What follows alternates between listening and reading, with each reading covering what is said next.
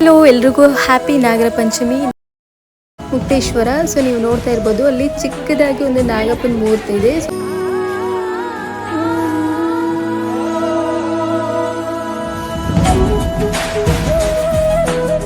ನೀರು ಜಾಸ್ತಿ ಬಿಟ್ಟಿರೋದ್ರಿಂದ ತುಂಬಾ ಹೊಳೆ.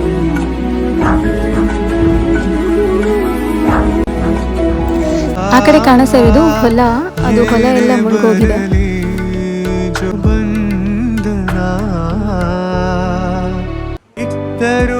ಜೊತೆಗೆ ದೂರ ಇರುವ ಮನವೇ ನಾವು ಬಂದಿದ್ದು ಹೊನ್ನಮ್ಮ ದೇವಿ ಟೆಂಪಲ್.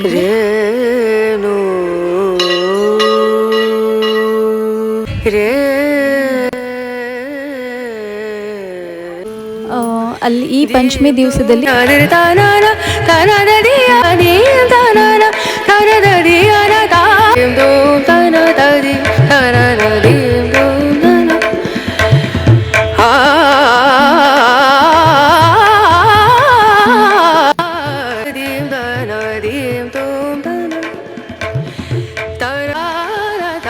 ಅಷ್ಟೇನು ದೂರ ಇಲ್ಲ, ಮನೆ ಹಿಂದ್ಗಡೆ ಮೆಟ್ಲಲ್ಲಿ ನಿಂತ್ಕೊಂಡು ನೋಡಿದ್ರೆ ನಮಗೆ ಈ ಥರ ಹೊಳೆ ಕಾಣಿಸುತ್ತೆ. ಹಲೋ, ಎಲ್ರಿಗೂ ಹ್ಯಾಪಿ ನಾಗರ ಪಂಚಮಿ. ನಾಗರ ಪಂಚಮಿ ಹಬ್ಬದ ಹಾರ್ದಿಕ ಶುಭಾಶಯಗಳು. ದೇವಸ್ಥಾನಕ್ಕೆ ಹೋಗೋಕ್ಕೂ ಮೊದಲು ಮನೇಲಿರೋ ನಾಗಪ್ಪನಿಗೆ ಹಾಲು ಎರೆದು ನನ್ನ ತಂಗಿ ಸೀರೆ ಉಟ್ಕೋಬೇಕು ಅಂತ ಹೇಳಿದ್ಲು. ಸೊ ಅವಳಿಗೆ ಸೀರೆ ಉಡಿಸಿ ಎಲ್ಲ ರೆಡಿಯಾಗಿ ನಾವು ದೇವಸ್ಥಾನಕ್ಕೆ ಹೊರಟ್ವಿ.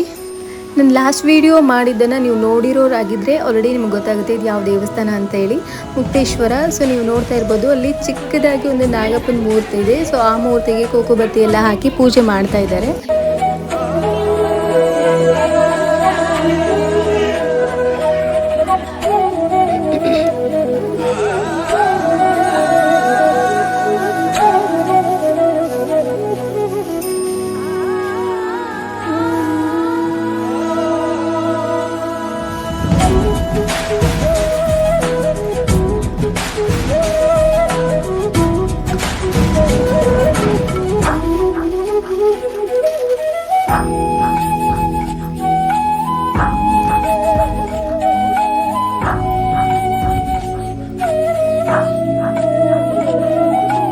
ಪೂಜೆ ಎಲ್ಲ ಮುಗಿಸ್ಕೊಂಡು ನಾವು ಹೊರಗಡೆ ಬಂದ್ವಿ. ದೇವಸ್ಥಾನ ಔಟ್ಲುಕ್ ಈ ಥರ ಇದೆ. ಆ್ಯಂಡ್ ಹೊಳೆ ತುಂಬ ಬಂದಿದೆ, ನೀರು ಜಾಸ್ತಿ ಬಿಟ್ಟಿರೋದ್ರಿಂದ ತುಂಬ ಹೊಳೆ ಬಂದಿದೆ ಅಂತ ಹೇಳಿದ್ರು. ಸೊ ಹಾಗಾಗಿ ನಾವು ಹೊಳೆನ ನೋಡ್ಕೊಂಡು ಬರೋಕ್ಕೆ ಹೋಗ್ತಾ ಇದ್ದೀವಿ. ಬನ್ನಿ ನಮ್ಮ ಜೊತೆ ನೀವು ನೋಡಿ ನೀರು ಎಷ್ಟಿದೆ ಅಂತ.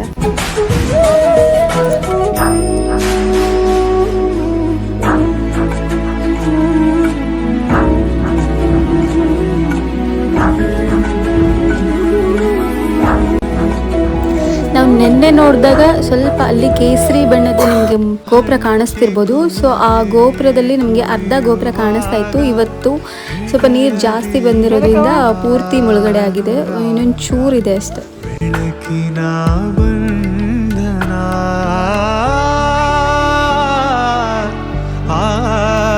ಆ ಕಡೆ ಕಾಣಿಸ್ತಾ ಇರೋದು ಹೊಲ.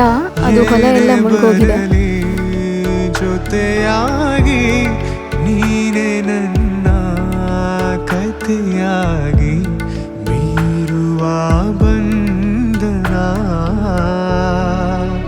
ಇದ್ದರೂ ಜೊತೆಗೆ ದೂರ ಇರುವ ಮನವೇ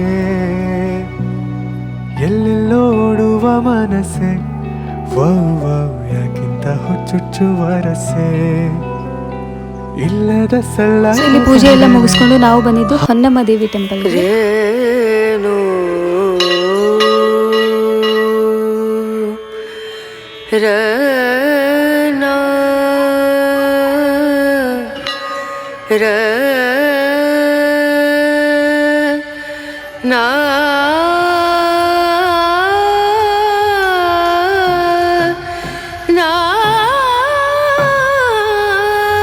ಪಕ್ಕದಲ್ಲಿರೋದು ಗಣೇಶ.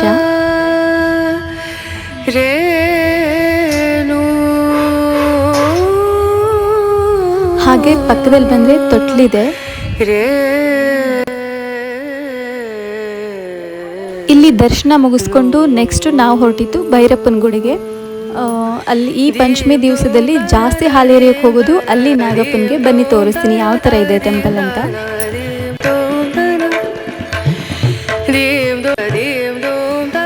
ಗುರುಗುಂಟೇಶ್ವರ ದೇವಸ್ಥಾನದಲ್ಲಿ ನಾಗಪ್ಪನಿಗೆ ಹಾಲು ಎರೆದಾದ್ಮೇಲೆ ಹೆಚ್ಚಿನ ಸಂಖ್ಯೆಯಲ್ಲಿ ಜನ ಬರೋದು ಇಲ್ಲಿ ಭೈರಪ್ಪನ ಗುಡಿಗೆ. ಸೊ ಯಾವ ಥರ ಇದೆ ಇಲ್ಲಿ ನಾಗದೇವರು ಅಂತ ನಿಮಗೆ ತೋರಿಸ್ತೀನಿ ಇವತ್ತು.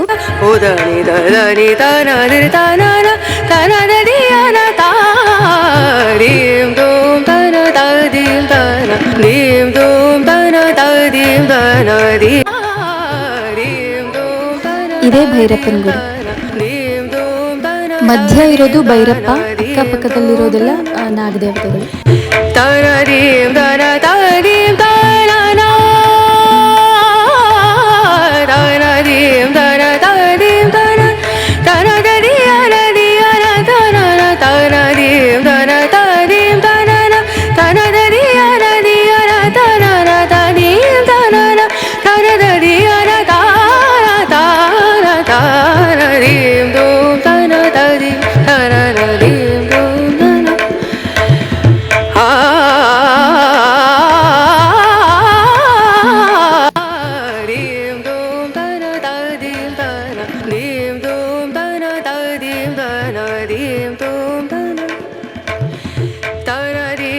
ಸೊ ಎಸ್, ಪೂಜೆ ಎಲ್ಲ ಮುಗಿಸ್ಕೊಂಡು ಹಾಲು ಎಳೆದು ನಾವು ಮನೆಗೆ ಹೊರಟ್ವಿ.